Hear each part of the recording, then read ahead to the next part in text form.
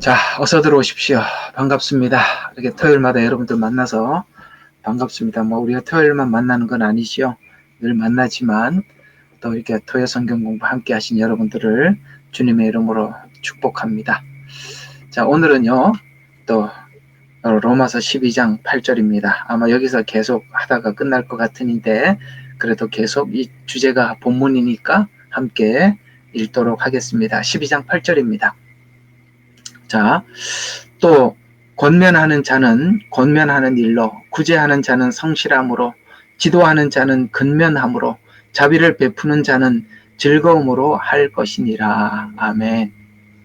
자, 오늘은 여러분들과 함께 이제 긍휼의 은사라는 주제를 가지고 한 3시간, 길면 4시간 아마 걸릴 것 같습니다. 이 긍휼의 은사는 제가 다른 은사를 여러분들에게 많이 말씀을 드렸습니다만, 특히 이 긍휼의 은사에 여러분들에게 이렇게 권하고 싶은 말은 대략 오늘도 저와 함께하는 우리 주생명 선교교회나 예레미야 눈물교회나 혹은 또 유튜브로 이 말씀을 듣는 많은 분들의 성향을 제가 긴 시간 관찰을 하고 기도하면서 여러분 각 개개인들을 만나봤을 때 여러분들은 이 은사에 대해서는 꼭 들어야 할 분들이다라는 생각이 들었기 때문에 더더욱 이번 시간에 여러분들을 초청하는 바입니다.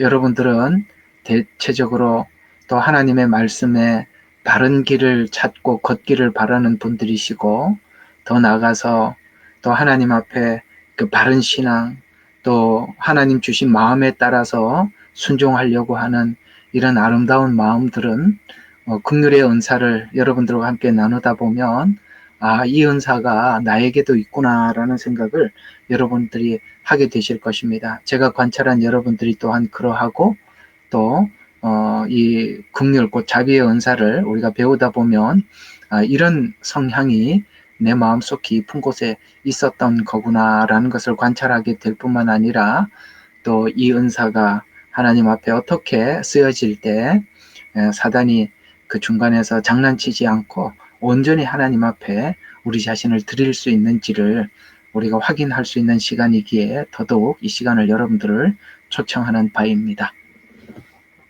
자, 오늘은 이 긍휼의 은사는 우리가 잘 알고 있는 요한 사도를 중심으로 해서 여러분들과 함께 나눠보도록 하겠습니다. 저번 시간에 여러분들과 함께 했던 그 은사의 주체는 그 사람이었을 겁니다. 느헤미야를 중심으로 한 다스리는 은사를 우리가 함께 했었었죠. 오늘은 이 긍휼의 은사의 대명사라고 하면 사도 요한입니다. 신약 성경에 두 요한이 나오는데 두 요한은 잘 구별해서 보셔야 되는 것입니다. 예수님 생애 시작하기 전에 등장했던 요한이 있죠. 그래서 요한이라는 이름이 똑같아서 그 둘을 구별하기 위해서 예수님께서 오셨을 때 보라 세상 죄를 지고 가는 하나님의 어린 양이로다 라고 외쳤던 그 요한은 우리가 앞에다 침례 요한이라 이렇게 붙여놨습니다. 우리가 한국어 번역은 세례라는 말로 이렇게 번역을 하다 보니까 세례 요한이라고 그렇게 표현하기도 하죠. 그러나 좀 더 성경적이고 분명한 표현은 침례 요한이 맞습니다. 그래서 우리는 침례 요한이라 이렇게 부르고 있고요. 또 예수님께서 불렀던 12 제자들 중에 또 요한이 있어요. 그래서 그 요한은 우리가 사도 요한이다 라고 해서 그 둘을 구별하기도 합니다. 제가 오늘 여러분들에게 긍휼의 은사를 중심으로 한 요한은 사도 요한입니다. 앞에 있는 침례 요한은 아닙니다. 이렇게 아시고 하나하나 살펴보면 되겠습니다. 여러분, 예수천당 불신지옥 그렇게 전도하는 분들 지금도 많이 있죠. 그 전도를 최초로 하신 분이 최권능 목사님이라고 제가 참 존경하는 목사님이기도 합니다만, 유튜브에 들어가서 예수천당 불신지옥 혹은 최권능 목사님, 원래 이름은 권능이 아니에요. 네, 워낙 그분에게 많은 권능이 보여져서 사람들이 이름을 권능이라고 이렇게 지어주는 바람에 최권능이라고 합니다. 저도 목회하다가 참 힘든 시간이 있으면 가끔씩 그 영화를 한 편을 참 여러 번 봤습니다. 그분의 그 목회 사역의 과정들을 쭉 보면서 좀 많이 또 용기도 얻고 위로도 받고 그렇게도 하기도 합니다. 그분이 전해줬던 그분이 전해 받아서 은혜 받아서 변화된 성경이 요한복음입니다. 어떤 약방에 그 옛날에 약방이라고 하면은 뭐 그 약을 다려주는 그런 곳이죠.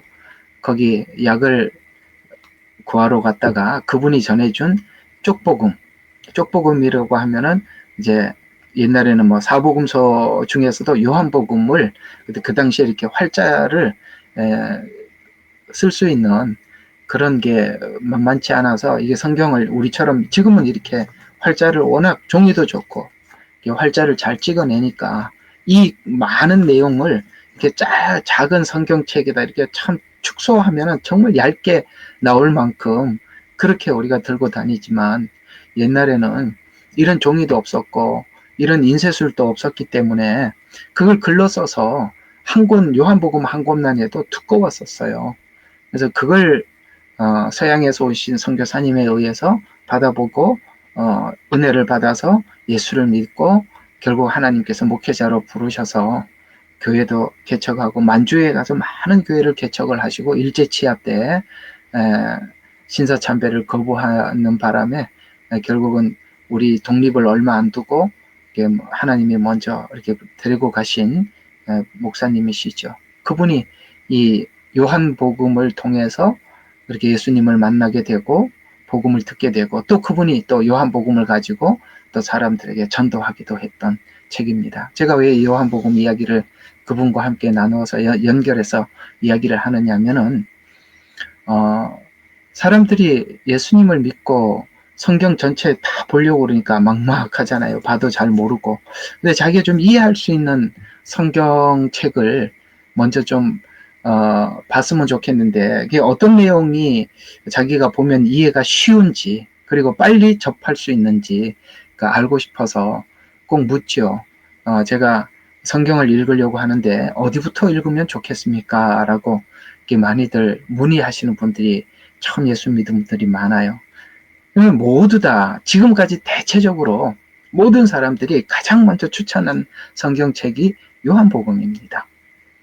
근데 이런 말이 있어요. 요한복음이 가장 처음에 접하기에 가장 쉬운데 그런데 어떤 책보다 읽으면 읽을수록 어려운 책이 또 요한복음이다. 이런 말이 있어요. 저 그 말에 정말 공감합니다. 참 이상하죠? 가장 쉬우면서도 나중에 어떤 책보다 어려워지는 책이 또 요한복음입니다. 그럼 어떤 측면에서는 쉬워 보이고 어떤 내용이 어려워 보일까요? 쉬워 보이는 부분은 하나님의 사랑을 잘 설명을 하고 표현했기 때문에 하나님이란 이렇게 사랑이 많고 이런 분이시구나. 그 사랑을 볼 때는 무엇보다 요한복음이 가장 풍성하게 사랑을 표현하고 있고 또 사랑을 금방 이해하게 만들기도 합니다. 근데 어떤 요한복음에는 하나님은 사랑이시라 이런 말이거든요. 그러니까 두 목적이 있어요. 하나님은 누구인가? 사랑이시라. 근데 처음에 하나님은 이걸 빼놓고 그냥 사랑이시라라는 쪽에서 보면 쉬운데 하나님은 이렇게 가보면 굉장히 어려워요. 왜냐하면 하나님이 어떤 분인가가 알면 알수록 사랑이시라는 결론으로 우리가 이렇게 확인이 되지만 하나님은 이쪽은 참 어려운 거거든요. 하나님은 하나님의 신성에 대해서 요한복음은 설명을 하고 있는데 그게 아무 생각 없이 보면 쉬워 보여도 깊이 가면 갈수록 너무너무 어려워지는 것이 또 하나님은 누구인가에 관한 이야기이기 때문에 그렇습니다. 이렇게 요한복음은 요한이 쓴 글이며 요한은 사랑이라는 것을 전달하고 사랑이라는 것이 우리가 인간이 이해하고 있는 일반적인 사랑이 아니기 때문에 이 사랑이란 우리에게는 정말 읽어도 이해가 됐다가 또 안 되는, 됐다 안 됐다 됐다 안 됐다. 근데 이해가 되는 지점이 어느 지점에 가서야만이 하나님의 사랑에 대해서 깊이 이해가 되느냐면, 하나님이 누군지를 깊이 알면 알수록 그걸 알아야만 사랑의 깊이 속에 들어가게 되는데, 하나님을 아는 것과 하나님의 사랑을 아는 것은 둘이 같은 연결점에 있단 말이죠. 그러니까 하나님의 사랑의 깊이를 알려면 하나님이 누군 줄 알아야만이 그 사랑의 깊이 속에까지 들어갈 수가 있기 때문에, 얇게, 그러니까 하나님의 사랑을 얇게 알 때는 금방 확 들어오기는 하지만, 깊이 들어가려고 하니까 하나님에 대해서 알아야 된단 말이죠. 그게 요한복음이 가지고 있는 깊이입니다. 굉장히 얇으면서도 가장 두꺼운 책이라고 하는 거죠. 하나님에 대한, 누구나 봐도 이해하는, 누구나 봐도 금방 이해할 수 있는 이야기지만, 그러나 그걸 깊은 곳으로 끌고 내려가려면 하나님이 누구인가에 대해서 알아야만이 사랑의 깊이를 알 수 있다. 이게 요한복음이 가지고 있는 묘미이기도 하고 아주 신비한 성경이기도 합니다. 그래서 신학교에 가면 이런, 그러니까 바울 서신이라고 이렇게 바울이 쓴 내용만 연구하는 그런 학문이 있고, 요한은 5권밖에 쓰지 않아서, 그 중에 사실 3권은 요한 1, 2, 3, 4는 그 분량이 굉장히 작잖아요. 그럼에도 불구하고 요한이 쓴 서신이 5권임에도 불구하고 요한 서신이라는 것을 따로 배워야 할 만큼 바울과 요한이 성경을 통해서 하나님을 소개는 하고 있지만, 바울이 소개하려고 하는 하나님의 방향성과 요한이 설명하고자 하는 하나님의 방향성은 조금 다른 각도에서 하나님을 비치고 있기 때문에, 바울이 이해하고 있는 그 하나님은 충성, 성실 이쪽이라면, 요한이 소개하고 싶은 하나님은 사랑, 은혜, 이쪽이거든요. 근데 우리는 사실 기독교의 복음을 이야기할 때 사랑과 은혜라는 이야기를 많이 사용을 하잖아요. 그걸 깊이 있게 알려면 요한복음을 알아야 된다는 것이죠. 이처럼 요한복음은 깊이가 있고 신비롭고 또 파면 팔수록 끝이 없는 그런 이야기가 되는 것입니다. 그래서 오늘 이 요한복음을 가지고 긍휼의 은사를 이렇게 접목해서 여러분들과 함께 나누려고 하는 것은, 요한복음은 하나님의 성품 중에 특별히 사랑을 전달하려고 하는데 그 목적을 가지고 있기 때문에 그렇습니다. 왜 이 사랑이 중요하냐면, 이 사랑을 기록한 요한은 죄인을 긍휼히 여기는 사랑으로 용서하신 하나님의 성품을 강조하기 때문입니다. 무슨 이야기냐? 예를 들어서 하나님의 사랑은 긍휼이라는 것입니다. 그러니까 하나님의 사랑은 긍휼의 사랑이라, 우리 인간은 그 사랑을 만들어내지를 못하죠. 인간이 생각하고 있는 사랑은 내 사랑을 주고 상대방의 사랑을 받아야만이 내 사랑에 준 것에 대한 가치를 알게 되고 상대방이 준 사랑을 내가 느끼는, 그러니까 주거니 받거니가 우리가 이해하고 있는 사랑인데, 성경이 말하고 있는 사랑은 주거니 받거니가 아니라 그냥 일방적으로 온 사랑이란 말이에요. 그게 긍휼이라는 거예요. 좀 이렇게 제 이야기가 좀 이렇게 복잡해 보이더라도 이렇게 개념을 잡고 들어가셔야 긍휼이라는 말을 우리가 함부로 남용하지 않아요. 다시 한번 설명할게요. 요한은 이제 우리가 쭉 배워보면 알겠지만 예수님 가장 가까이 있었던 제자입니다. 가장 가까이 가면 갈수록 뭘 느꼈냐면, 요한은 그분에게 한없는 은혜와 사랑을 가장 가까이에서 비침을 받게 됩니다. 그것이 긍휼의 사랑이라는 것을 알게 됩니다. 요한이. 이해가 가죠? 그래서 하나님의 사랑을 느끼지 못하면 긍휼을 가질 수가 없어요. 긍휼이라는 말 자체는 우리 인간에게는 없어요. 무슨 긍휼이 있습니까? 사람들에게 내가 이렇게 위대한 사람이라는, 예를 들어서 누군가를 통 크게 한번 용서했다고 가정합시다. 통 크게 용서했다고 가정합시다.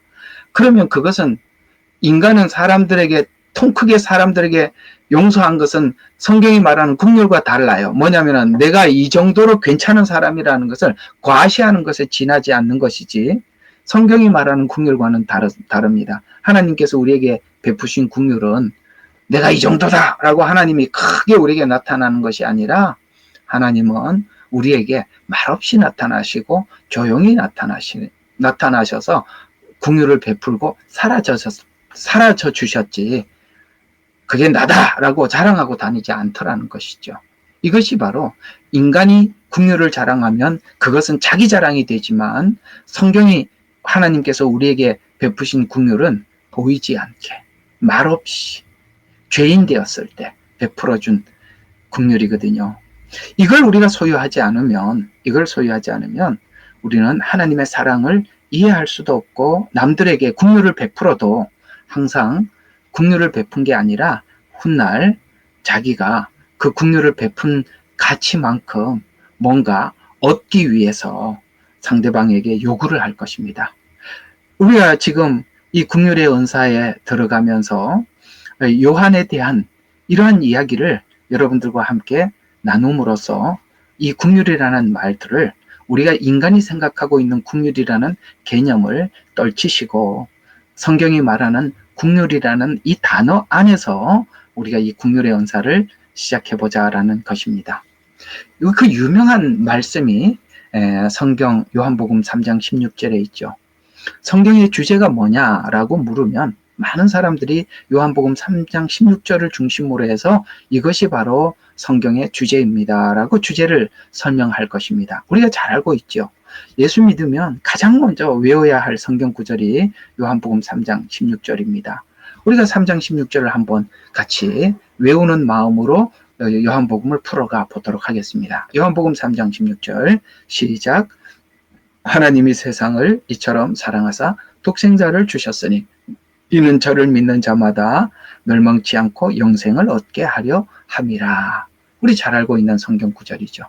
이 요한복음 3장 16절을 이제 요한복음의 주제, 성경 전체의 주제로 근거를 잡아서 하나님이 세상을 이처럼 어떻게 사랑했는지를, 또 오늘 여기 우리가 이야기하고 있는 대로 긍휼을 어떻게 베풀었는지를 성경에 요한복음 3장 16절을 딱 찍어놓고 어떤 이야기를 설명을 하면서 이 요한복음 3장 16절을 설명해 가고 있느냐면은 바로 사마리아 여인입니다. 여러분, 사마리아 여인 아시죠? 그가 어떤 사람인지. 그런 사람에게 하나님은 이유 없고 조건 없는 긍휼을 베푸셨다라고 하나님께서는 요한복음 3장 16절의 수혜자가 누군지를 사마리아 여인을 통해서 우리에게 공포해 주셨어요. 두 번째, 또 어떤 사람을 소개하고 있느냐? 요한복음에서는 가늠하다 현장에 잡혀온 여인입니다. 그럼 이 두 사람은 약간의 성향의 차이가 있습니다. 사마리아 여인은 이방인 중에 긍휼의 은혜를 받은 사람의 대표자라면, 간음하다 현장에 잡혀온, 그러니까 왜 간음하다가 현장에 잡혀? 율법 때문에 간음이 죄가 되고 그게 죄가 되었기 때문에 잡혀온 거거든요. 그럼 이 유대인에게 긍휼을 베푼 상징성을 가진 자가 간음하다 현장에 잡혀온 사람입니다. 이렇게 보니까 신기하죠. 성경은 다 그 균형을 가지고 있다는 사실을 우리가 여기서 다시 한번 확인하지 않습니까? 긍휼이 뭔지 모르는 이방인이었던 사마리아 여인, 그 다음에 율법을 알고 죄를 지었던 현장에 간음하다 잡혀온 여자, 그리고 율법으로 심판하려고 했던 유대인들, 그 모두가 하나님의 그 긍휼 앞에 그저 고개 숙여 그 앞에 경배할 수밖에 없고, 그분 앞에 모두 다 그 한없는 긍휼의 은혜를 받았더라 라고 성경은 이렇게 소개를 하고 있는 것이지 않습니까? 여러분, 그 긍휼의 은혜를 받았던 사마리아 여인, 그 다음에 현장에 간호받아 잡혀온 이 여인의 그 삶의 후반부는 어떠했을지, 오늘 우리 모두가 이렇게 하나님의 긍휼의 은혜를 받은 사람이기 때문에 오늘 우리가 마치 사마리아 여인과 간음하다가 잡혀온 여인처럼 무조건적인 은혜를 받은 우리들로서는 이 긍휼의 은혜를 받았기 때문에 이 긍휼한 마음들을 우리 모두 다 마음속 깊은 곳에 소유하고 있다는 것이죠. 그러면 이렇게 우리가 긍휼이 이렇게 생겨났어요. 그래서 요한복음은 계속 이 두 사람 이야기를 실제적인 사건으로 제시하면서 요한 1, 2, 3서에 가서 다시 어떻게 강조하고 있느냐면, 예수님의 사랑을 설명하고 난 뒤에 계속 우리에게 이렇게 강조하고 있습니다. 마치 사마리아 여인과 간음하다 잡혀온 여인에게 말을 하는 것 같이 우리에게 똑같이 이렇게 얘기하죠. 야, 우리가 이렇게 긍휼을 받았지 않냐. 그러니까 우리가 서로 사랑하자. 왜냐하면 하나님은 사랑이지 않냐. 그리고 그 사랑을 입은 우리들은 행함과 진실함으로 사랑해야 한다라는 것이 요한 1, 2, 3서의 좀 더 강조점으로 우리에게 말씀하고 있죠. 이 강조는 단순히 그냥 그때 그 시대의 사람들에게 한 말이라고 우리는 아무도 생각하지 않을 겁니다. 왜요? 우리는 이런 은혜를 받았기 때문에 당연히 하나님의 긍휼이 우리 안에 있고, 이 긍휼을 우리가 나누어야 될 책임을 우리 모두 다 가지고 있고, 진짜 복음을 받은 여러분들은 이제 여러분들 이야기를 하는 거예요. 여러분들은 이런 긍휼한 마음을 가지고 있기 때문에 오늘 이 현대 교회에 도대체 은혜를 받은 사람들이 긍휼이 없음에 대한 가슴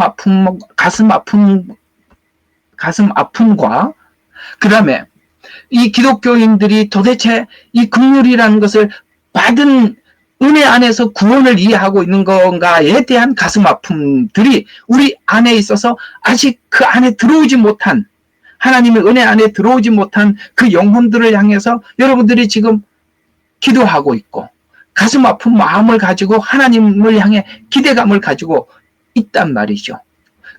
그런 차원에서 보면 오늘 우리 모두가 이 긍휼의 은사는 저 밖에 누군가가 내가 알지 못하는 어떤 사람이 가지고 있는 은사가 아니라 우리가 가지고 있는 은사일 뿐만 아니라 특별히 제가 보고 있는 여러분들, 예레미야 눈물방에 있는 여러분들이 지금 우리가 이 자리에 어떻게 모이고 어떻게 우리가 이 모임이 어떻게 시작된지 우리 모두 다 잘 알고 있지 않습니까?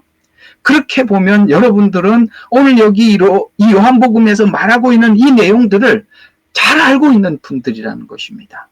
그런 차원에서 오늘 이 긍휼의 은사는 여러분들이 꼭 한번 배워야 할 이야기고, 후반부에 가서 여러분들과 함께 이 긍휼의 은사를 가진 사람들이 정말 조심해야 될 부분들이 무엇인지를 알아야만이 악한 자들에 의해서 긍휼의 은사가 함부로 남용되지 않고 악한 자들이 잘못 쓸 수가 있단 말이에요. 긍휼의 은사는 긍휼한 마음만 가지고 있기 때문에 문제가 되는 것입니다. 그것이 하나님의 말씀을 가지고 분별할 수 있어야 하고, 그 다음에 긍휼을 베풀어야 할 때와 부풀지 말아야 될 때를 구분해야 되는데, 긍휼의 은사는 그 뜨거운 마음, 이 마음이 뜨거워서 누구나 다 베풀려고 하는데, 그렇게 하면은 그게 사단에게 악에게 쓰임을 받기 때문에 바로 여러분들과 함께 이 내용을 좀 깊게 다루고 또 여러분들에게 꼭 전달하고 싶은 마음을 제가 가지고 있어서 이 시간 여러분들 더더욱 좀 초청하는 것입니다. 자, 그러면 이 요한이 사랑을 강조한 것처럼 긍휼의 은사는 사랑을 기초해서 출발을 합니다. 자, 긍휼의 은사는 바로 여기서 이렇게 설명을 하고 있습니다. 요한 1서 4장 9절과 10절. 자, 한번 제가 읽어드리겠습니다. 우리를 향한 사랑이 이렇게 나타났으니, 자, 이렇게 나타났어요. 우리 모두 공감하는 이야기예요. 곧 하나님께서 그의 독생자를 세상에 보내신 것은, 자, 요한복음 3장 16절을 풀어서 이야기하는 것입니다. 독생자를 세상에 보내신 것은 우리로 그를 통하여 살게 하려 하심이라.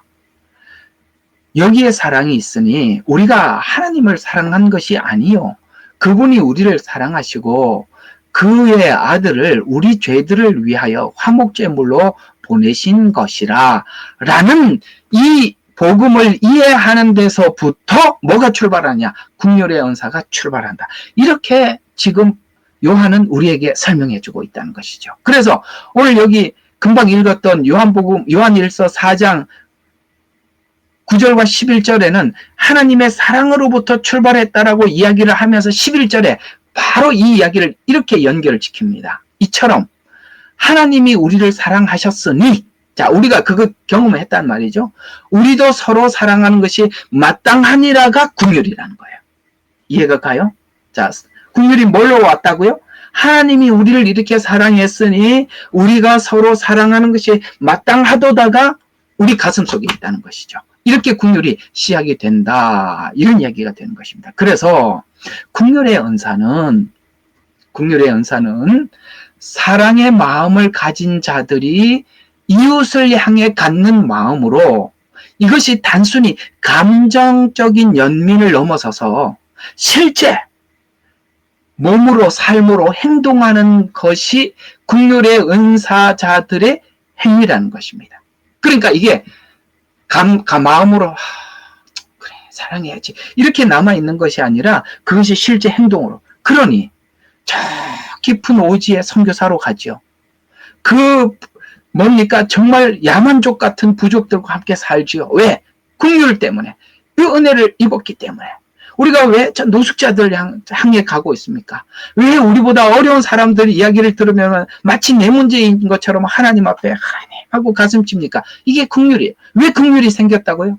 이처럼 하나님이 우리를 사랑했으니가 우리 안에 있기 때문에 이 사랑이 흘러가는 것이 국률이라는 것입니다. 그래서 국률의 은사는 사랑의 마음을 가진 자들이 이웃을 향해 갖는 마음으로 이 감정적 연민이 넘어서서 실제 행동으로 나가는 것입니다. 그런데 놀랍게도 이 은사를 가지고 있었던 요한이 원래부터 태생적으로 이렇게 국률이 많은 사람이었는가? 아니었다는 겁니다. 참 그게 또 신비로운 거죠. 여러분 아시죠? 이 요한과 야고보를 그 사도들이 별명을 붙여놨어요. 뭐라고 별명이 붙었죠? 우레의 아들. 이 우레가 뭐냐? 번개의 아들. 왜? 성격이 너무 급해요. 근데 이 우레의 아들, 이제 우리가 공부를 하다 보면 이 사도 요한에 대한 성향을 함께 나누다 보면 막 불이 떨어져서 저 사람들 다 죽여버리면 어떻습니까? 막 이런 이야기를 딴 사도들은 안 해도 요한이 그런 얘기를 하거든요. 그래서 너무 성격이 급해. 참을성도 없어요. 그게 바로 우리의 아들이라는 별명이 붙었는데, 여러분 후반부로 갈수록 요한은 어떤 사도로 사람들에게 불려지기 시작하느냐면 사랑의 사도로 불려지기 시작하고, 여러분 야고보도 성격이 지금 한 끗 하거든요. 근데 여러분 야고보는 나중에 별명이 뭐라고 붙었는지 아세요? 낙타무릎이라는 별명이 붙었습니다. 왜 낙타무릎이냐? 하도 무릎을 꿇고 기도를 해서 무릎이 낙타처럼 되었다고 낙타무릎이 되었대요. 행동하는 그 급한 성격, 행동하는 성향이 하나님 앞에 기도하는 성향으로 바뀌었고, 행동하는 성향이 사랑의 사도로 바뀌었다는 것이죠. 180도 전환되더라는 것이죠. 이런 것처럼 이게 우리의 아들이라는 별명이 붙어 있었을 때도 그 성향이, 왜 우리의 아들이라는 성향이 이런 별명이 붙어 있느냐? 그 안에 있는 정의감. 이 정의감이 국률을 만나야 되는 거예요. 우리가 정의감이 국률과 만나야만이 요한처럼 되고 야곱처럼, 그러니까 야곱이란다.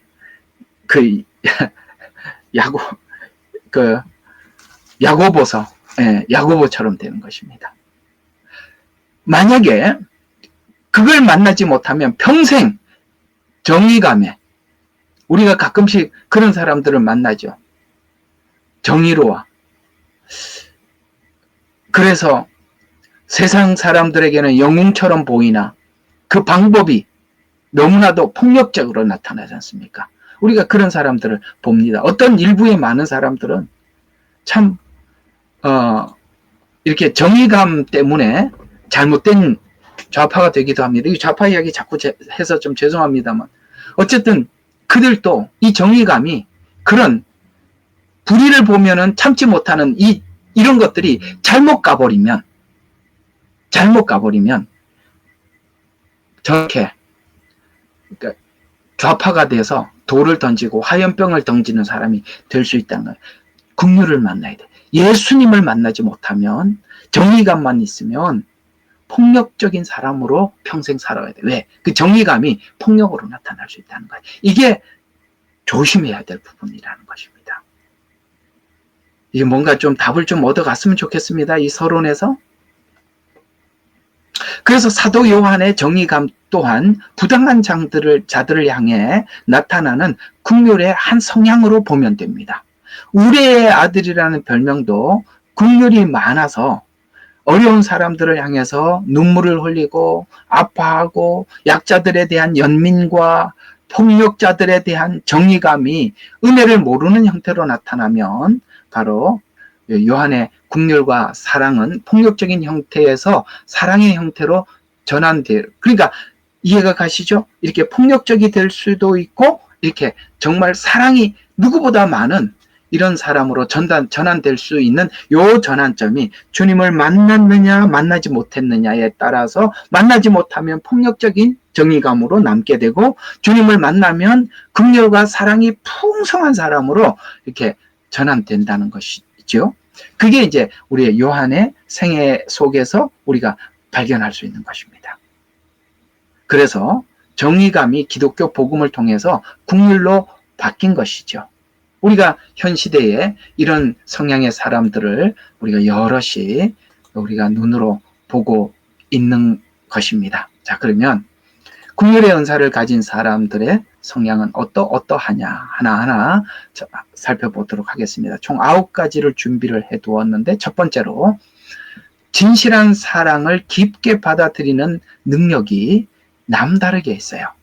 그러니까 남의 진심을 보는 눈, 그 다음에 남의 진심을 깊이 볼 줄 아는 그런 감각이 탁월해요. 다른 사람들보다. 이해가 가요? 그러니까 이렇게 긍휼의 은사를 가진 사람들은 남의 입장에 상대방의 입장에서 상대방의 마음을 남들보다 빨리 읽어내는 그런 특징을 가지고 있다는 것입니다. 자, 이게 이제 요한 1서 4장 7절과 8절에 보면 이런 요한이 쓴 서신에 이런 말씀이 있습니다. 유독 이 사도 요한은 예수님을 만나고 난 이후에 예수님의 말과 행동에서 다른 어떤 사도들보다 빠르게 뭔가를 알아차리는 게 있어요. 다른 사도들이 이게 되게 늦어요. 도마는 굉장히 냉철한 사람이에요. 예수님의 부활한 것을 눈으로 앞에다 딱 보고도 나는 얼굴은 당신하고 예수님하고 똑같아 보이는데 나는 눈으로 직접 확인하지 않고는 믿지 못하겠습니다. 라고 하는 굉장히 논리적인 사고를 가진 사람이죠. 그래서 예수님이 뭐라고 말씀해요? 야, 이렇게 손가락을 옆구리에 넣어보고 믿음 없는 사람이 되지 말고 믿는 사람이 되라 라고 해서 넣어보고 나의 주, 나의 하나님입니다. 이렇게 고백을 했다면 요한은 다르다는 것이죠. 예수님이 살아가는 생애 속에서 그분의 말 한마디 속에 사람들을 향한 그 영혼들을 향한 그 사랑의 언어를 들을 줄 알아요. 여러분 책망 속에서도 사랑의 언어를 들을 줄 알고 그 어떤 행동 하나 속에서도 예수님이 우리를 얼마나 사랑하는 배려 속에서 나오는 건지를 다른 사도들은 그걸 캐치를 못하는데 요한은 그걸 굉장히 빨리 캐치를 해요. 여러분 혹시나 여러분들에게도 이런 성향이 있다면 여러분들은 많은 사람들을 향해서 이렇게 긍휼한 마음을 가지고 사시는 분들이고 기본적으로 여러분들에게 그 긍휼의 은사들이 있어요. 그러니까 여러분들 남의 어떤 이야기를 들으면 여러분들이 마치 확확 느껴지고 계신다면 유독 눈물이 많으시다면 이렇게 표현하면 더 빠르겠네요. 유독 눈물이 많으시다면 여러분은 바로 그런 성향을 가지고 있는 것입니다. 그래서 요한일서 4장 7절과 8절에 보면 사랑하는 자들아 우리가 서로 사랑하자. 사랑은 하나님께 속한 것이니 사람들에게 하나님을 소개할 때 자꾸 그렇게 소개해요. 사랑하는 자들아 우리 서로 사랑하자. 왜냐하면 사랑은 하나님께 속한 것이다.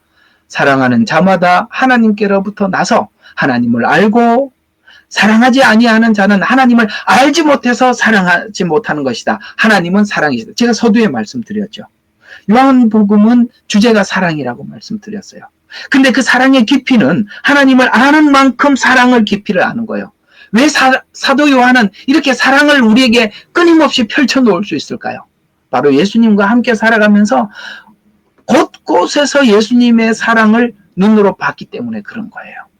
여러분들이 성경을 통해서 하나님을 만나고 성경을 통해서 볼 때마다 하나님의 사랑이 여기서도 보이고 저기서도 보이고 책망 속에서도 하나님께서 이런 상대방을 향해서 하나님이 이렇게 말하는 것이 그게 얼마나 사랑이 깔려서 말을 하는 거지. 바리새인들을 두고 이 독사의 자식들이라는 이 말 속에서 무서워하고 도망가는 게 아니라 이 독사의 자식들이라고 이렇게 자극적인 언어를 써서라도 그들이 알아들을 수 있도록 주님이 이렇게 배려하시는구나라고 이렇게 여러분들이 그 말을 들을 줄 안다면 여러분들은 사랑을, 긍휼을 가지고 있는 사람입니다. 바로 이런 게 굉장히 빠르단 말이에요. 누구보다. 그래서 요한의 삶 속에서 나타나고 있는 다른 사도들과 다르게 나타나는 특징이 뭐냐면 공감됩니다. 공감. 엄청나게 공감이 빨라요. 그래서 예수님께서 이 땅에 오셔서 행하신 모든 과정과 행하신 일들에서 인간을 깊이 사랑하시는 하나님의 성품을 늘 확인하고 발견하죠. 이와 같이 요한은 예수님의 마음과 같이 사람들 내면에 아픔과 사랑의 필요를 깊이 공감합니다. 이해가 가요? 예수님의 마음과 같이 사람들의 내면에 이 아픔을 해결하기 위해서는 그 사랑이 절대적으로 필요하다는 것을 깊이 공감하는 것입니다. 그래서 요한은 예수님을 기꺼이 따르면서 그리고 굉장히 가까이 따라갑니다. 가까이. 그러니까 가장 가까이 있었던 사도가 12 중에 사도 요한이거든요. 그래서 가까이 따르면서 예수님께서 오늘은 누구를 어디로 가시지? 누구에게 찾아가시나? 그들에게 무슨 말을 하시나? 이걸 계속 관찰하는 것입니다. 그래서 요한은 예수님을 가까이 따르면서 죄인들과 병자들을 계속 찾아가 그들의 내면을 살펴보고 그 살피시는 모습을 생생하게 옆에서 보고 있는 것입니다. 그래서 그러다 보니까 요한에게도 자연스럽게 뭐가 생겼냐? 타인의 마음 깊은 곳에 숨어있는 상처와 외로움들을 예리하게 감지하고 하나님의 사랑만이 그 상처와 외로움과 두려움을 해결할 수 있다는 것을 누구보다 절감합니다. 그래서 오늘 이 요한복음을 통해서 우리에게 하나님이 사랑이라고 소개함으로써 우리 속에 있는 상처와 외로움과 두려움과 그래서 유일하게 요한이 그런 말을 하잖아요. 사랑 안에는 두려움이 없고 온전한 사랑은 두려움을 내쫓는다고. 이 말을 누구도 할 줄 모르는데 요한이 바로 예수님 가까이서 그걸 느끼고 본인도 그게 치유가 받은 적이 있으니까 하나님의 그 사랑으로 초청하는 것입니다. 사랑만이 이 문제를 해결할 수 있다는 것을 이 요한은 누구보다 잘 알아요. 그러니 이 긍휼의 은사를 가진 사람들은 부지런히 사람들에게 말로도 사랑을 베풀려고 하고 행동으로 뭔가를 나누어 줘서라도 사랑을 한 번이라도 또 소개하려고 그렇게 애를 쓰는 것이죠. 어때요? 여러분들하고 같은 성향을 가지고 있나요? 요한이? 그러면 여러분들이 이 은사를 깊이 소유하고 있는 것입니다. 그래서 내면의 아픔을 가진 사람들을 볼 때마다 그 아픔이 예수님의 사랑을 통해서만 해결될 수 있음을 누구보다 잘 이해하고 있어요. 그래서 사랑의 결핍 때문에 나타나는 성향들, 그러니까 사랑의 부재 때문에 사람에게 나타나는 문제들을 아주 빠르게 파악하는 능력이 있어요. 그래서 저 문제는 사랑의 결핍에서 오는 문제야 라고 빨리 파악을 하게 됩니다. 이것이 긍정적인 면도 있고 부정적인 면도 있다는 것입니다. 긍정적인 면에서는 요한이 지닌 민감성은 사람들의 고통을 빠르게 캐치해내고 그들에게 사랑과 긍휼을 전하는 계기가 되지만 부정적인 면에서는 이 민감함이 사랑을 계속 줘야 하기 때문에 본인이 사랑이 결핍된 상황을 만나게 되면, 잘 들어요. 이게 이제 여러분들에게 꼭 알려주고 싶은 부분이에요. 사랑이 결핍되는 순간 남들보다 더 깊은 상처를 받거나 더 깊은 절망, 좌절을 겪게 된다는 거예요. 이해가 가세요? 사랑을 계속 나누어 주고 있기 때문에 내게 사랑이 충족되어 있어야 돼요. 내게 사랑이 충족되어 있지 않는 상태에서 나누어 주다 보면 나는 사랑을 줬던 사람들에게 받은 상처를 치유할 길이 없어요. 그래서 사람들에 대해서 상처가 깊이 있어요. 그래서 그런 분들을 만나게 되면 그게 회복이 돼야 되는데 회복이 안 되면 늘 경계하죠. 왜 경계를 하느냐면 상대가 미워서 경계를 하는 게 아니라 내가 또 상대를 사랑했다가 또 상처받으면 어쩌나라는 두려움에 휩싸이게 되는 것입니다. 그게 참 아픈 것이고 견디기 어려운 일들이기도 합니다. 아마도 여러분들에게도 그런 상처들이 있다면 여러분들이 남들을 사랑하다가 받은 상처들일 것입니다. 이런 부분들도 어떻게 우리가 이렇게 잘 해결해 나가야 하는지를 또 우리가 하다 보면 또 답을 얻게 될 것입니다. 자, 그래서 요한의 민감한 성향이 예수님을 통해서 올바른 방향으로 채워지게 되었을 때는 사람을 살리고 세우는 사랑의 에너지로 나타나게 됩니다. 그러나 이런 성향은 성장 과정에 겪었던 아픔과 연결되어 있고 사랑의 궁핍에서 오는 문제를 민감하게 파악하고 공감하는 능력이 형성된 것입니다. 무슨 말이냐? 나는 원래 성향이 남들을 불쌍히 여기고 어려운 사람들 보면은 막 이렇게 돌봐주는 그런 긍휼이 원래 가지고 있는 이런 성향이 있어요. 그런데 여러분 이렇게 가정에서 자라다 보면 이게 부모님들 중에 정반대 성향을 가진 부모 아래서 자란 분들이 계세요. 나는 남들을 보면 참 긍휼도 많고 남들을 보면 어려운 사람들 보면 이렇게 도와주고 싶은 마음이 많이 있는데 부모님들은 거기에 대해서 아주 냉정해요. 그러니까 이 성향이 부모로부터 계속 부딪히는 거예요. 나에게는 내 본성적으로 그런 사람들에 대해서 어려운 사람들에 대해서 늘 돌봐주고 싶은 성향이 있는데 부모님들은 그런 게 보지도 못할 뿐만 아니라 아주 냉정해요. 그런 부분인데 막 남들한테 도와주고 왔다면 왜 그 쓸데없이 남들한테 돈 낭비하냐고 너를 위해서 살으라고 막 이렇게 해왔어요. 근데 이제 이게 그렇게 되면서 어떻게 자라게 되냐면 이게 이 긍휼이 여기는 성향의 성품이 억눌려져 있다가 나중에 더 그냥 폭발적으로 나타나게 됩니다. 왜냐하면 그 본성적인 성향이 그렇기 때문에 그게 지금 부모로부터 억눌려 있었잖아요. 근데 그걸 자기가 자율적으로 행할 수 있는 상황이 오면 그게 폭발적으로 나타나게 돼요.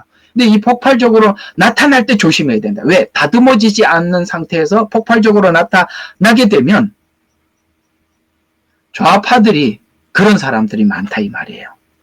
여기도 목사님 좌파가 나오네요. 그래요. 좌파가 그래요. 왜? 성향은 그런데 그게 분별 없이 나타나는 거예요. 우리 가끔씩 보면 좌파들 중에 참 착한 사람들이 많잖아요. 남들 보면 누구보다 많이 도와주고 누구보다 이렇게 어려운 사람들에 대해서 눈물을 많이 흘리는데 참 마음은 착한데 이게 지혜가 따라주지 못해서 그 열정을 쏟지 말아야 될 때 쏟고 있단 말이에요. 그게 바로 그런 문제에서 나타나는 것입니다. 그렇게 우리가 지혜가 없으면 우리가 좋은 무기를 가지고 있어도 악한 자가 쓴다 이 말이에요. 그걸 조심해야 된다 이 말입니다. 그래서 국률의 은사를 가진 사람들은 가슴이 뜨겁기 때문에 이 뜨거운 가슴을 정말 누군가가 잘 제어해 줄 수 있어야 돼요. 가슴이 뜨거우면 그 가슴이 뜨거운 사람들을 이용하는 악한 자들이 너무 많아요. 순수함을, 기독교인들의 순수함을 이용하는 거예요. 호세아서 하면서 6장에서 저와 여러분 5장인가 6장에서 여러분들과 함께 한번 했죠. 이스라엘 백성들이 하나님을 진정으로 섬기려고 하고자 하는 이 순수한 마음을 이 정치가들이 악용해서 뭡니까? 자기 권력을 위한, 자기 권력을 동조하는 그런 것으로 쓰는 바람에 북이스라엘이 그래서 폭망했다고요. 북이스라엘의 백성들이 그렇게 다 악하지 않았어요. 마음은 순수하고 순수한 게 전부가 아니라는 걸 아셔야 돼요. 아시겠습니까? 그래서 주님이 그렇게 부탁하신 거예요. 국률의 은사를 가진 사람들은 필연적으로 하나님께서 우리에게 부탁하신 이 말씀을 기억해야 돼요. 너희는 비둘기처럼 순결해야 된다. 그 순결함은 지켜야 한다. 그러나 반드시 이 순결함으로 전부가 아니다. 뱀처럼 지혜로워야 한다. 정말 이 지혜가 없으면 이 순결함을 악한 자들이 쓴다는 말입니다.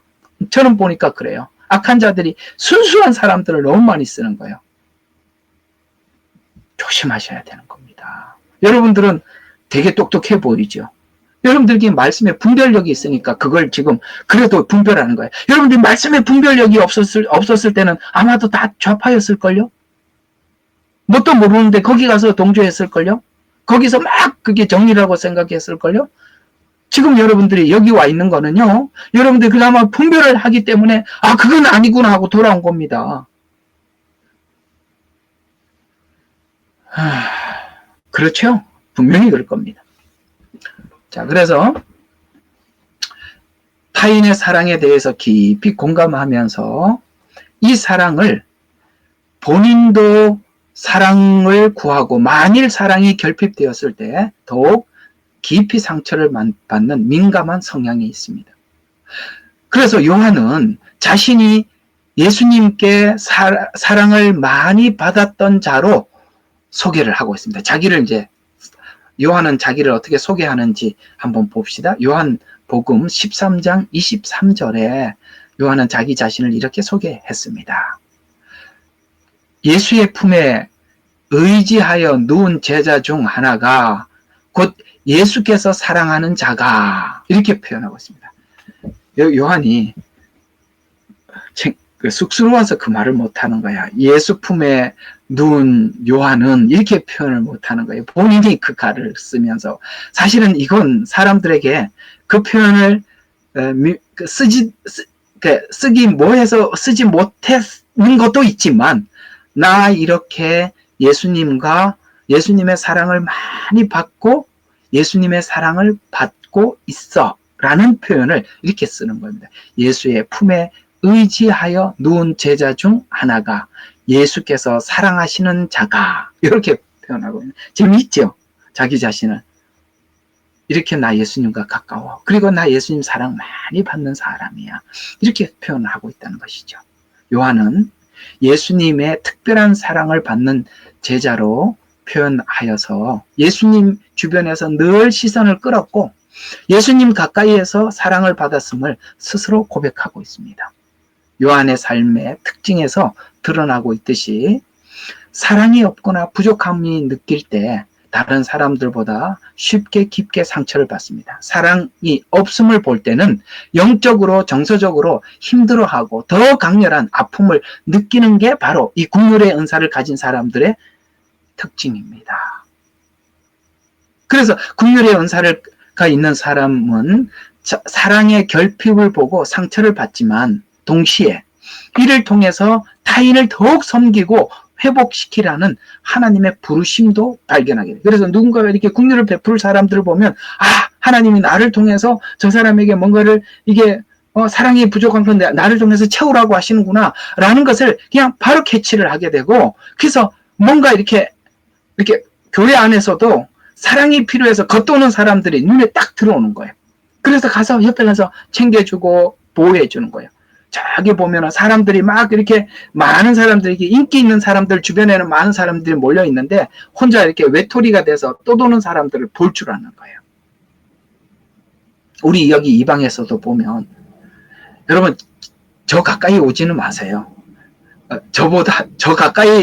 제 가까이 와서 뭘 하기보다는 저기 밖에서 빙빙빙 도는 사람들에게 마음을 쏟아주세요. 이해가 가세요? 그 사람들에게 필요한 거예요. 제 주변에는 없어도 그냥 여러분들이 저를 신뢰하고 있는 거 제가 다 알고 있으니까 걱정하지 마시고, 진짜 우리가 돌봐줘야 될 대상은 저기 아직도 와서 저 바깥에서 좀 들어오고 싶은데 못 들어와서 기웃기웃 이렇게 망설이는 사람이에요. 그런 사람들에게 한 번 더 손을 내미시고 그들을 붙잡아 주세요. 바로 긍휼의 은사는 바로 그런데 하나님이 쓰라고 우리에게 주신 은혜거든요. 그래서 이렇게 남들이 보지 못하는 사람들을 보고 섬기고 회복시키라는 그 부르심, 거기에 대해서 책임감을 느끼게 된단 말이에요. 이 일을 계속해 나가려면 민감함을 주님 앞에 내려놓고 치유받아야 할 다른 사람들을 치유하는 통로가 될 수 있습니다. 사도 요한은 자신이 먼저 예수님께 충분히 사랑을 받고 치유를 받았기 때문에 긍휼을 베푸는데 아낌없는 생애를 살게 됩니다. 그렇게 살았던 요한의 삶의 생애를 요한의 가르침의 삶에서 사랑을 중심으로 한 소통으로 이렇게 잘 우리에게 표현하고 있는데, 이렇게 요한이 그렇게 실제 그 사랑을 베풀고 나누면서 살았다고 요한일서 3장 18절에 자신의 삶을 이렇게 고백하고 있어요. 나의 자녀들아, 우리가 말과 혀로만 사랑하지 말고 오직 행함과 진실함으로 하자라고 우리에게 사랑을 몸소 실천해야 된다라고 말해주고 있어요. 왜요? 사랑은 멀리서 감정으로 주파를 띄우는 것이 아니라 실제 찾아가고 어루만져주고 함께 해주는 거예요. 공감해주는 거란, 배려해주는 거란 말이에요. 그러니 야 말로 입으로만 사랑하지 마라. 실제 그들에게는 너의 사랑을 피부로 느끼기를 바라고 있다. 그래서 행함과 진실함으로 하라. 행함도 있어야 되지만 그 행함이 진실함. 이 행함과 진실함은 정말 중요한 세트죠. 그걸 우리에게 말씀해 주고 있어요. 그래서 요한의 삶에서 드러나는 특징, 다른 말로 긍휼의 은사를 가진 사람들이 가지고 있는 특징, 그게 뭐예요? 요한은 모든 서신과 복음서에서 사랑은 그의 핵심 메시지였습니다. 그것이 요한이 강조하는 사랑은 말과 혀로만 사랑하지 않고 진실하고 실천적인 사랑을 강조했습니다. 왜? 본인이 그걸 경험했기 때문에 그렇습니다.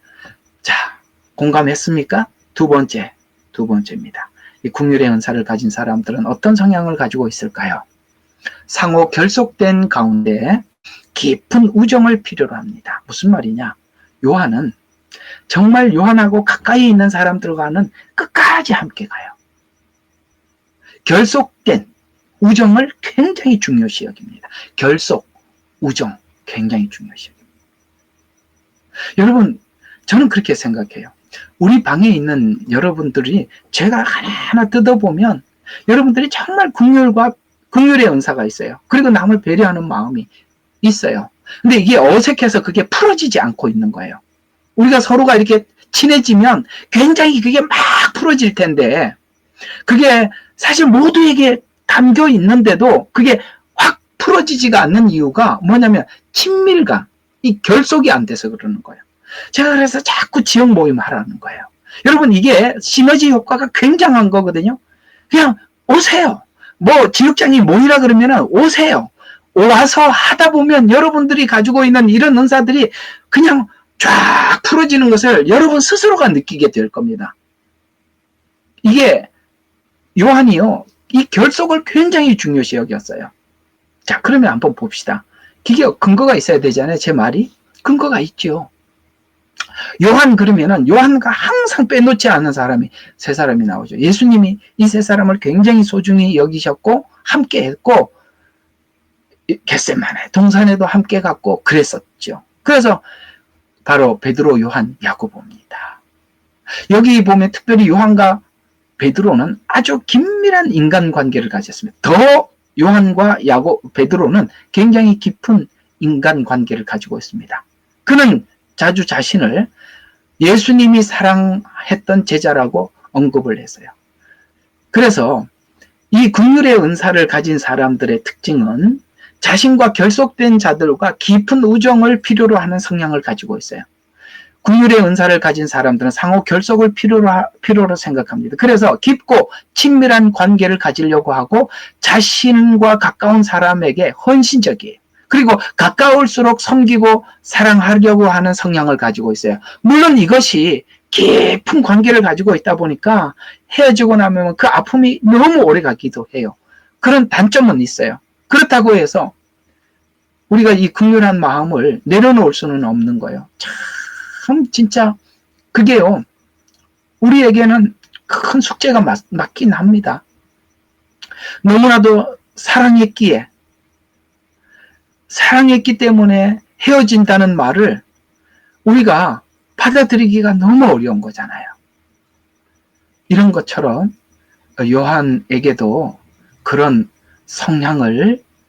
요한도 그런 성향을 가지고 있었습니다. 그래서 우리가 이 사도 요한과 베드로의 그 친밀함에 대해서 이런 말씀을 하고 있습니다. 요한복음 13장 23절과 24절에 보면, 자, 가룟 유다가 이제 예수님을 팔 것에 대해서 예수님께서 여러 번 암시한 적이 있습니다. 주여 내니까 이렇게 묻기도 했었어요. 결정적으로 이걸 정말 알고 싶은 거예요, 베드로가. 그래서 요한에게 이렇게 탁 손짓을 하죠. 어떻게 하느냐면, 이게 이제 요한과 베드로가 얼마나 친밀했는지를 설명해주고 있는 부분이거든요. 그러니까 여러분들 이게 옛날에 이 성경은 읽으면서 지나갔을 거예요. 근데 이게 성경이요, 우리에게 뜻없이 기록한 게 하나도 없어요. 여기 한번 보세요. 신기하잖아요. 이 말이 여러분 읽어봤을 거예요. 자, 요한의 품에 의지하여 누운 제자 중 하나, 곧 예수께서 사랑하시는 자가 기대어 있더라. 그러므로 시몬 베드로가 그에게 머리를 끄덕여 주께서 말씀하신 자가 누구인지 묻게 하더라. 이게 무슨 말이냐면, 이게 우리 딱 이제 항상 예수님 가까이 있다고 요한 자신이 소개했고, 항상 예수님 옆에는 요한이 있었어요. 그리고 요한과 항상 소통하고 있었어요. 근데 지금 애매하게 자꾸 예수님이 여기 있는 중에서 하나가 나를 팔리라, 이렇게 해서 나하고 손을 놓는 그이가 나를 팔리라, 막 자꾸 이렇게 얘기하니까 이 사도들이 너무 알고 싶은 거예요. 근데 감히 묻지를 못하니까 요한은 너무너무 이렇게 예수님과 친하니까 다른 사도들은 요한한테 물어보면 요한이 예수님께 물어서 답을 알고 대답해 줄 건데, 다른 사도들은 요한에게 부탁을 못해. 그러니까 베드로가 이렇게 한 거예요. 자, 베드로가 그에게 머리를 끄덕여, 이게 뭐예요? 사인을 보내는 거죠. 자, 물어봐. 이렇게 탁 해준 거잖아요. 이게 지금 그 얘기잖아요. 그래서 그의 끄덕여 주께서 말씀하신 자가 누구인가 묻게 하니라. 왜요? 직접 물기가 곤란하니까. 이해가 가요? 이 그림이 그려지세요? 베드로와 요한이 얼마나 인간적으로 친밀해 있으며 요한은 예수님과 얼마나 사심이 없이 가까운 줄 이제 그림이 그려지세요? 다른 제자들은 이걸 요한에게 부탁할 수 없어도 베드로는 그걸 부탁할 수 있는 거예요. 왜? 그만큼 친밀하다는 거예요. 그래서 물어봐. 이렇게 딱 한 거잖아요. 또 하나 있어요. 마리아도 예수님의 부활을 목격한 후에 베드로와 요한에게 알려주었죠. 요한복음 20장 1절과 4절을 이렇게 보면 이런 이야기입니다. 베드로와 다른 요한. 여기서 왜 베드로와 다른 제자라고 이야기하느냐면, 사실 요한은 항상 자기 이름을 빼요. 그래서 다른 제자, 사랑받는 제자, 이런 식으로 자기를 거명을 하거든요. 아까 말씀드렸죠. 나 이렇게 예수님과 가까워도 있고, 내가 내 입으로 어떻게 말해. 이것도 있다, 이 말이에요. 두 가지가 다 있어요. 그래서 베드로와 다른 요한이 둘이서 함께 달려 다른 제자, 베드로보다 더 앞서 달려가 무덤에 와서 보았다라고 이렇게 소개를 하고 있습니다. 이게 무슨 말입니까? 마리아가 와서 부활을 목격을 하고, 마리아가 부활을 목격을 하고 제자들에게 막 달려가서 이야기를 하고 싶은데, 다른 제자들보다 항상 예수님과 가까이 있었던 누가 마리아 머릿속에 떠올랐겠어요? 요한이에요. 그 다음에 누구예요? 베드로예요. 그 둘이 생각이 나서 베드로와 요한이 둘이 함께 달려가서 뛰는데 누구보다 더 빨리 갔느냐. 재미있어요, 이 표현이. 막 둘 다 이 소식을 들었는데 누가 더 빨리 갔어요? 베드로보다 더 앞서 달려가 무덤에 와서 보았다. 누가? 요한이. 이제 아시겠습니까? 요한이 얼마나 예수님과 가까이 있었는지. 그리고 이 소식을 들어도 혹시나 베드로가 더 먼저 뛰어갈까봐 더 먼저 뛰어가서 뭡니까? 무덤에 와서 보았다고 이야기합니다. 여러분, 이 요한의 가슴이 막 느껴지세요? 얼마나 예수님과 가까이 하고 싶었던지, 얼마나 예수님을 사랑했던지, 누구보다 예수님 가까이 가서 그 부활을 보고 싶었던 거예요. 이게 바로 요한이 가지고 있었던 그 예수님을 사랑했던 그 마음이에요. 그래서 달려가서 무덤을 가서 보았다라고 말씀하고 있습니다. 요한은 늘 자신이 예수님이 사랑했던 제자라고 표현함으로써 예수님과 친밀한 관계를 계속 강조해 왔습니다. 요한의 특징에서 보는 국률의 은사를 가진 사람들의 특징은 요한은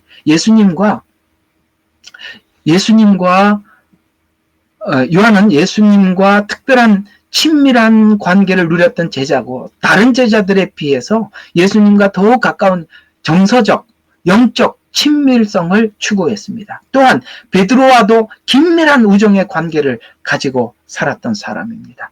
진짜 그리스도인들은 이 요한과 같이 이렇다 이 말이에요. 예수님과 친밀한 관계를 가지고 있고 하나님과 가까이 있는 이 하나님의 사람들과 깊은 우정을 마음에 두고 있는 거예요. 바로 이게 진짜 하나님의 사람의 모습이라 이 말이에요. 그래서 긴밀한 우정을 유지했습니다. 두 사람은 서로 다른 성격임에도 불구하고 깊은 신뢰와 친밀성을 나누었다는 것을 우리 성경 전체 제자들의 사역 속에서 우리는 볼 수 있는 것입니다. 요한이 보여주는 국률의 은사를 가진 사람은 관계 중심적 성향을 가지고 있다는 것을 오늘 결론을 내릴 수 있는 것입니다. 관계 중심적이다. 하나님과 관계, 이웃과의 관계, 계명에서 분명히 말했죠. 하나님을 사랑하고 네 이웃을 내 몸과 같이 사랑하라는 것을 요한을 통해서 정확하게 보고 있는 것입니다. 어떻게? 우리가 주님을 사랑한다고 하면서 사람들과의 관계는 이렇게 함부로 할 수 있냐 이 말이죠. 그렇지 않다라고 성경은 딱 지적을 해주고 있는 것입니다. 관계 중심적 성향. 그래서 이 관계가 너무 중요하게 여기는. 그래서 관계가 깨지면 다 깨지는 것 같고 관계가 형성되면 전부가 살아있는 것 같아요. 그만큼 관계를 잘 유지하려면 하나님과 나 사이에 죄도 없애려고 애를 써야 되겠죠. 또 사람과 사람과의 관계를 잘 유지하려면 어떻게 해야 되겠습니까? 늘 상대방을 배려하는 마음을 가지겠죠. 이게 정상이죠. 국률의 은사를 가진 사람들은 상호 결속을 중요시 여깁니다. 국률의 은사가 있는 사람은 깊은 관계 속에서 더 효과적으로 은사를 나타낼 수 있기 때문입니다. 또 관계가 깊어질수록 상대방을 향해서 그 깊은 관계에 있는 사람들에게 더 깊은 헌신과 사랑을 표현하는 것입니다. 요한은 왜 이렇게 국률을 이웃에게 깊이 있게 나누며 살 수 있었을까요? 그것은 바로 예수님과의 친밀함 속에서 나오는 열매였기 때문에 그렇습니다. 요한은 예수님을 가장 가까이 섬겼고 만남을 통해서 예수님과 깊은 우정은 요한의 삶을 변화시켰고 아까 그 급한 성격이 사랑으로 변화시켰고 그 사역은 사랑을 가장 중요한 자리매김하게 해준 것입니다. 보십시오. 오늘 제 이야기를 한번 잘 들어봐요. 요한이 우레의 아들이에요. 그런데 하나님을 만나니까 이렇게 멋있는 사람으로 바뀌었어요. 제가 늘 말씀드렸죠. 여러분은 하나님을 각자가 위대하게 창조했다고. 여러분은 여러분이 알지 못하는 성향, 이 지금 우레의 아들과 같은 이 요한이 이렇게 많은 사도가 될 줄을 누가 꿈엔들 상상했겠어요. 더 나가서 이 성격 급한 야고보가 하나님 앞에 낙타 무릎이 될 때까지 기도하는 기도의 사람이 되리라고 누가 알았냐. 원래 하나님의 창조의 목적은 오늘 이렇게 변화된 요한과 야고보와 베드로와 같은 이런 사람이어서 원래 이런 창조를 시작했던 거예요. 그러나 그 전에 욕심이 많았던 베드로와 요한과 야고보는 뭐라 그랬습니까? 당신의 나라에 임하거든 하나는 좌편에 하나는 우편에 욕심으로 가득 찼을 때는 그런 형편밖에 안 나타나더라는 거예요. 이해가 갑니까? 인간이 욕심이 들어와 있으면 하나님의 원래 만들고자 하는 그 아름다운 성품이 다 죽고 퇴색돼 버리고 없는 거예요. 그러나 주님을 만나고 나니까 얼마나 멋진 사도들이 되었습니까? 그래서 바로 주님과의 만남을 통해서 이 우레 같은 성격이 사랑으로 바뀌었고 내면이 성장하고 또 다른 사람에게 사랑을 전달하는 통로가 되는 정말 귀한 사람으로 만들어졌던 것입니다. 국률의 은사를 가진 사람은 관계에서 상대의 아픔, 고통, 필요를 가장 먼저 느끼고 행동으로 옮깁니다. 그래서 이렇게 변화된 요한에게 예수님은 정말 귀한 일을 맡기죠. 여러분, 요한에게 맡긴 귀한 일들이 많은 일들이 있지만 그 중에 크게 두 개를 제가 소개하자면 하나는 어머니를 맡기는 겁니다. 부모를 맡기죠. 내 어머니라. 요한에게 부탁한다. 왜? 요한이 그 뒤를 어떻게 감당할 줄 예수님은 너무나도 잘 알기 때문에 맡기죠. 두 번째, 여러분 우리가 지금 기대하고 있는 아직도 성취되지 않는 한 권의 책, 요한계시록. 누구에게 쓰도록 맡겼어요? 요한에게요. 그렇습니다. 하나님을 사랑하는 사람에게 하나님은 자신에게 가장 중요한 일을 맡겨주시는 것입니다. 왜요? 예수님은 요한에게 그 일을 맡겼을 때 감당할 수 있음을 믿었기 때문에 그렇습니다. 예수님과 친밀함과 은사 사용은 깊은 연관성이 있어요. 예수님과 친밀한 관계를 추구하게 되면 단순한 관계에 그치지 않고 국률이라는 영적 은사가 발휘하게 됩니다. 예수님과 관계가 깊어질수록 상대방을 향한 영혼을 향한 하나님의 마음을 더 깊이 이해하고 실천하게 될 수 있습니다. 그래서 국률의 은사는 관계 속에서 나타나는 은사입니다. 관계 속에서. 관계 꼭 잊지 마세요. 국률의 은사는 관계 속에서 나타나는 은사로서 요한은 주변 사람들과 친밀한 관계를 가지고 살았습니다. 하나님과 관계가 깊어지면 이웃과의 관계도 자연스럽게 깊어지고 또 깊어지고 싶어지는 것입니다. 인간 관계를 가지는데 우리가 깊은 관계를 가지다가 상처를 받아서 아픔도 겪겠지만 여러분 그 상처 때문에 아무것도 못한다면 여러분 진짜 허당이에요. 아무것도 아니에요. 세상 사람들이 기회주의자가 되는 겁니다. 그럼요. 왜 우리가 주의 일을 할 때 사람들인데 왜 상처 안 받을 일이 상처받지 않고 사람들과 관계를 어떻게 그게 가능합니까? 불가능하지요. 여러분, 우리는 상처받은 것도 영광으로 여겨야죠. 상처받는다고 아무것도 할 수 없다. 상처받는다고 목회 못해요? 상처받는다고 선교지에 못 가요? 상처받는다고 사람들 전도 못해요? 그럼 왜 아무것도 못하는 거예요? 그건 감수해야지요. 자, 세 번째까지만 하겠습니다. 총 9개 준비되어 있는데 나머지는 다음 주에 하기로 하고요. 세 번째로 깊은 친구 관계가 거절될 때 거칠게 반응하는 경향이 있어요. 아까 말씀드린 상처 때문에 그렇습니다. 자, 누가복음 9장 54절에 보면 요한과 야고보는 예수님께서 하늘에서 불이 내려서 예수님을 대적한 사마리아인들을 불태우도록 요구한 적이 있습니다. 이는 깊은 관계가 거절되었을 때 상처가 분노로 나타나는 성향들입니다. 국률을 은사를 가진 사람들은 관계 속에서 깊은 상처를 받고 상처에 분노합니다. 국률의 은사를 가진 사람들은 깊은 우정과 친밀한 관계를 중요시 여기다 보니까 그 중요시 여겼던 만큼 상처가 커요.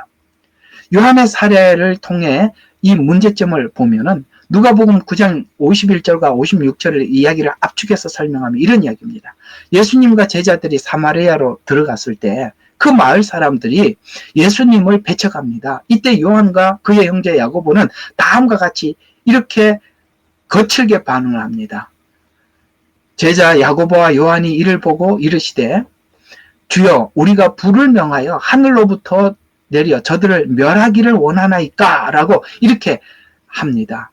여기 누가복음에 나타나 있는 이 요한과 야고보에게 나타나는 이 증상에 대한 분석은 예수님을 거절한 사마리아인들의 거절이 요한에게는 개인적, 요한 개인을 거절하는 거절처럼 느껴졌어요. 그 결과 이 관계를 중심으로 귀중히 여겼던 요한이 나름 지금까지 살아오면서 관계 단절로 인해서 많은 그 아픔과 상처가 있어서 이것이 분노를 느끼고 거칠고 극단적인 방식으로 반응이 나타나는 것입니다. 저는 이 많은 교회 다녔던 성도들이 교회에서 상처를 받았던 그런 성도들이 지금 요한이 이렇게 거칠게 반응하는 것처럼 이런 거친 반응도 보았고, 특별히 이런 거친 반응들은 여러분들은 잘 못 느끼시겠지만 목사님들에게 굉장히 많이 나타나 있습니다. 왜냐하면 정말 온 힘을 다해서 뭔가를 하다가 어느 날 돌아서서 상처를 주고 간 분들이 너무 많아요. 그래서 목사님들이 성도들에게는 이 이야기를 못하지만 이 목회자들끼리 그 치유를 받기 위해서 서로 나누다 보면 참 상상할 수 없는 아픔을 겪었구나 라는 그런 이야기를 들으면서 그냥 우리가 그냥 통상적인 위로밖에 못 해줘서 그렇게 위로를 할 수밖에 없어서 그렇게 위로를 하지만 정말 남다른 정말 깊고 깊은 상처를 받은 분들이 참 많아요. 왜 이렇게 거친 반응이 나타나느냐? 아까 그런 상처들 때문에. 그래서 긍휼의 은사를 가진 사람들은 상처를 대비해야 돼. 아까 말씀드렸죠. 상처를 대비해야 된다고. 준비해야 된단 말이야. 이것을 우리가 준비하지 않고 이 긍휼의 은사를 통해서 많은 사람들에게 뭔가를 나누어 주다 보면 여러분들이 그 상처로 인해서 번아웃이 되는 날이 온다 이 말이에요. 그걸 항상 상처를 하나님 앞에 나와서 아까 요한이 예수님 가까이 갔기 때문에 항상 상처가 치료가 되고 또 나가고 가까이 왔기 때문에 예수님과 계속 가까이 했기 때문에 그게 해결이 될 수 있었던 거거든요. 그런 것처럼 우리가 이 문제를 스스로 계속 해결하면서 이 일을 하지 않으면 우리 번아웃을 예측할 수밖에 없어요. 번아웃은 준비되어 있는 것입니다.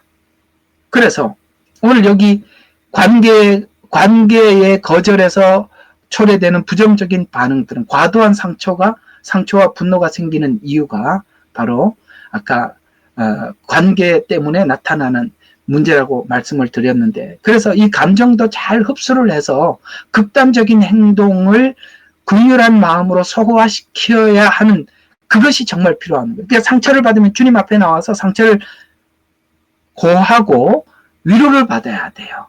그리고 재충전이 필요한 거예요. 이걸 필연적으로 하지 않으면 우리는 그 상처로 인해서 모두 다 무너질 수밖에 없어요. 그러면 예수님은 이 상처를 이렇게 반응했던 제자들의 상처를 어떻게 치유했는지 그 뒤에 바로 이어서 나와요. 이게 답이거든요. 중요한 답이니까 한번 들어보세요. 그래서 누가복음 9장 55절과 56절에 이렇게 불이 내려서 저를 다 불을 태우면 어떻겠습니까? 라고 얘기했던 그 제자들을 어떻게 교육해 주셨냐면 이렇게 말씀하셨어요. 예수께서 꾸짖으시며 이렇게 말씀해. 예수께서 돌아보시며 꾸짖으시고 함께 다른 마을로 가시니라. 이렇게 해결해 주셨어요. 꾸짖으셨어요. 그러면서 꾸짖고 다른 마을로 분위기를 확 바꿔버리는 거예요. 다른 데로 확 가버렸다는 것이죠. 자, 그러면 예수님이 왜 이걸 꾸짖으면서 교정했는가? 그 의미가 뭐냐? 보면 이런 차원에서 해결한 거거든요.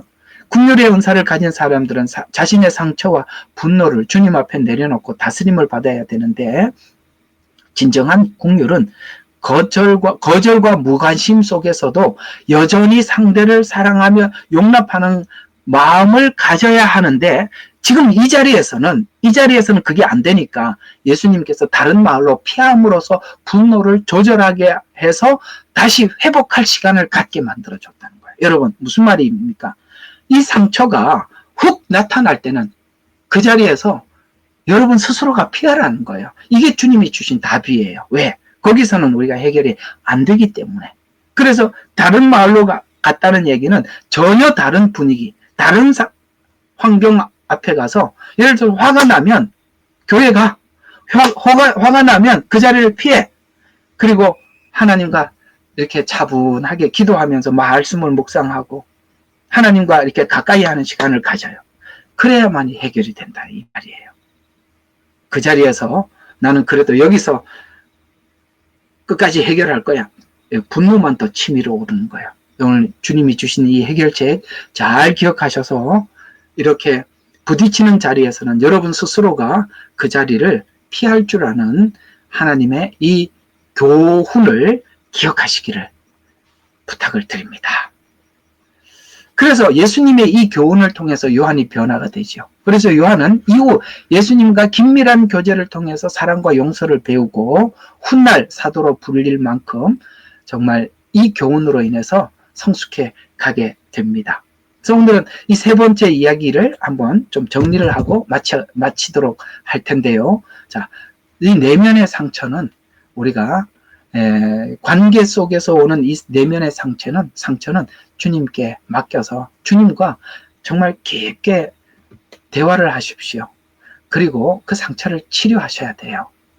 그 상처를 여전히 가지고 이 상처를 가지고 없는 척하고 아닌 것처럼 이렇게 하면 언젠간 이것이 아까 이 분노로 나타나는 날이 와요. 그래서 여러분 분노는 정말 치유하면서 주님을 만나서 여러분 위로를 받으시면서 해결을 하셔야 돼요. 그거 안고 살면 언젠가 그것이 우리를 또 삼키게 됩니다. 두 번째, 관계 속에서 건강한 경계를 배워야 하는 것입니다. 건강한 경계, 뭡니까? 국률의 은사를 가진 사람은 관계에 과도한 기대를 두지 않도록 주의해야 됩니다. 사람에 대해서 기대하는 것. 우리가 참 그런 얘기 우리 사모님하고도 자주 해요. 우리 여러분이란다. 여보, 우리는 하나님 앞에 사역하자. 사람들이 우리에게 상처를 줄 수도 있고 언제든지 떠날 수도 있고 그러니까 우리가 하나님 앞에 그저 사역자로 충성을 다하는 걸로 우리가 하나님 앞에 도리를 다하는 걸로 만족하자. 그렇습니다. 이게 틀린 답 같아도요. 그것이 우리를 지켜주는 거예요. 그리고 우리 서로를 지켜주는 힘입니다. 하나님 없이 1대1로 사람의 관계 속에 들어가면요. 이게 엄청난 문제를 일으키는 거예요. 항상 하나님을 앞에다 두고 그 사이에다 두고 관계를 하라는 거예요. 부부 사이도 그래야 해야 되고 교회 성도들 저와 여러분 사이도 항상 하나님을 투영해서 저를 봐야 되고 저도 하나님을 투영해서 여러분을 볼 때 우리는 이 관계가 주님 안에서 늘 건강하게 유지될 수가 있는 겁니다. 아이고 목사가 저게 뭐야? 나 그렇게 안 봤는데 아니 여러분 제게 여러분들에게 그런 모습이 보일 날이 있으면 어떻게 할 겁니까? 그러면은 여러분 다 떠날 거예요? 또 여러분들에게 아니 내가 그렇게 했는데 저 사람이 그럴 수 있어. 그러면 어떻게 할 겁니까? 심각한 문제가 생기지 않겠어요? 그러니 우리가 항상 하나님을 사이에다 두고 요한에게서 우리가 배우는 게 그거예요. 요한이 상처를 받으면 항상 예수님 앞으로 가까이 가요. 거기서 치유하고 또 나와.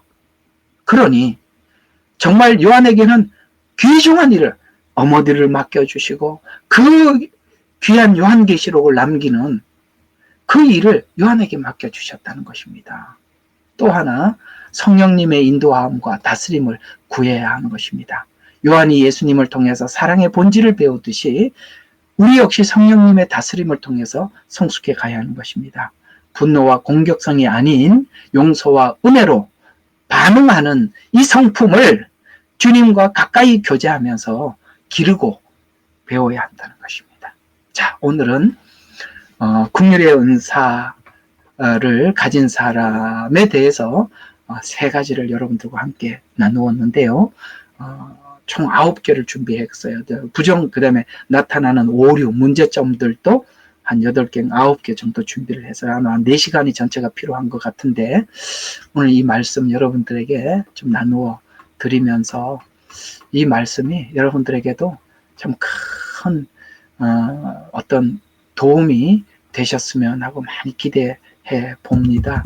여러분들은 제가 기도하면서 느끼는 것은 여러분들은 필연적으로 꼭 이 말씀을 들어야 될 분들이 여기 너무나도 많으세요. 그래서 오늘 이 긍휼의 은사를 여러분들에게 강추하는 바입니다. 요즘 그걸 보고 강추라고 그랬더구만요. 그래서 여러분들에게도 이 은혜가 아름답게 잘 질서 있게 자리 잡혀서 정말 하나님께서 원하는 대로 아름다운 열매로 나타났으면 기대하는 바입니다. 기도하고 마치겠습니다.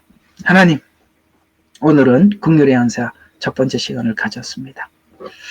요한을 통해서 우리가 배우는 것은 그가 예수님 가까이에서 느꼈던 그 사랑, 우리에게 전달해주고 싶어 요한복음에 끊임없이 끝도 없이 그 하나님의 무궁한 사랑에 대해서 기록하였고, 요한 1, 2, 3서 또한 요한복음을 보충해서 더 깊게 우리에게 나누어 주었습니다.